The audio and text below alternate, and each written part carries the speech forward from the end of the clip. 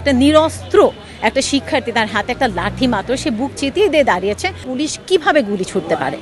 শুধু পুলিশকে এইটার জবাবদিহি করতে হবে, সরকারকে এটা জবাবদিহি করতে হবে যে কেন, কিভাবে। সরকারকে এটা দায়িত্ব নিতে হবে হবে হবে। এই মুহূর্তে দেশ আসলে আমাদের পুনর্গঠন করা দরকার।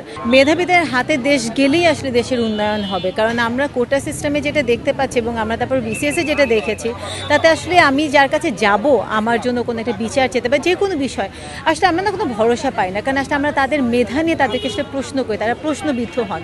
যখন আসলে আমি মেধার যুক্তিতে আমি একটা জায়গায় আসবো, তখন আসলে সেখানে আমার অনেক বেশি আমি দায়বদ্ধ থাকব। এবং আমার এই মেধাটা কিন্তু শুধুমাত্র আমার পাঠ্য জ্ঞান না, এই মেধাটা কিন্তু হচ্ছে আমার আসলে মননশীলতার মেধা, আমার মূল্যবোধের মেধা। এই মেধাটাই আসলে একটা দেশকে সামনে এগিয়ে নিয়ে যায়। এবং এই মুহূর্তে দেশ আসলে আমাদের পুনর্গঠন করা দরকার।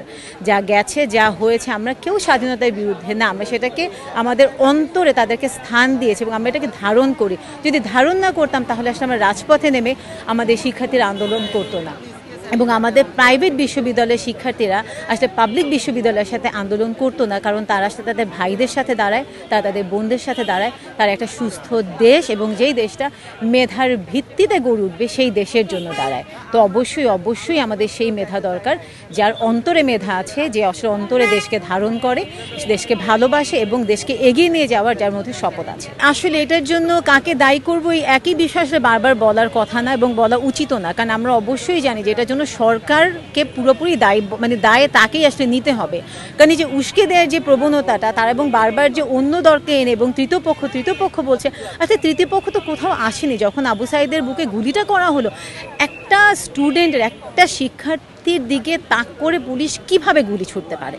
শুধু পুলিশকে এইটার জবাবদিহি করতে হবে, সরকারকে এটা জবাবদিহি করতে হবে যে কেন, কিভাবে একটা নিরস্ত্র একটা শিক্ষার্থী, তার হাতে একটা লাঠি মাত্র, সে বুক চিতিয়ে দিয়ে দাঁড়িয়েছে।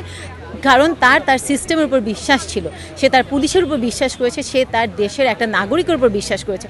কিন্তু সেই বিশ্বাসটা সেখানেই ভঙ্গ হয়েছে। যখন আবু সাঈদ লুটিয়ে পড়েছে, সেই মুহূর্তেই আসলে সব কিছু ভেঙে পড়েছে। এবং সরকারকে এটা দায়িত্ব নিতে হবে হবে হবে। এইটা থেকে সরকার আসলে পালাতে পারবে না। তারা বারবার কথা এদিক বলছেন ওদিক বলছেন, যতই ডিগবাজি মারুক, যতই পল্টি দেখ, সরকারকে এটা দায়িত্ব নিতে হবে। তিনি বারবার অন্য কাউকে দায়িত্ব দিতে পারেন না। সরকার পতনের জন্য কিন্তু আন্দোলন ধাবিত হয়নি। আমরা কিন্তু এখনও কিন্তু শিক্ষার্থীরা বলছে না তারা সরকারের পতন চায়, তারা বারবার বলছে ক্ষমা চায়, ক্ষমা চেতে হবে এবং যারা এইটার সাথে জড়িত তাদের পদত্যাগ চায়।